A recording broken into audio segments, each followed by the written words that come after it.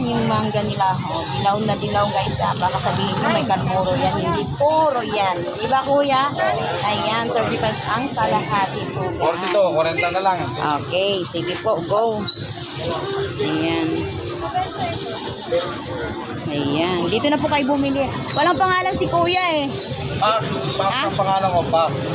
Dito po kay Kuya Pax sa may palengke sa MA, no? Pagpasok nyo lang Bagsakan dito po section. yun.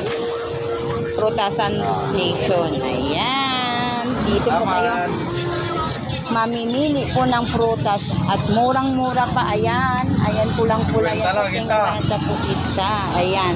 Gusto nyo, ayan, meron pong melon, 30, 15 po yung ano. Pero kung gusto mong bumuo, ayan, 50 po yung isa. Ayan, dito na po kayo bumili. Mura pa. Ayan, kay Kuya Max, fruit stands dito sa palengke. Po, Go, view. 15 lang. Ayan. Baka maiwanan yung aking mangga. Tapos po yan, boss. Ayan, bili na kuya, bili na tatay, ayan. No, masarap po yan. Ayan, pakwan din 50 po, ayan. Thank you for watching, bye-bye.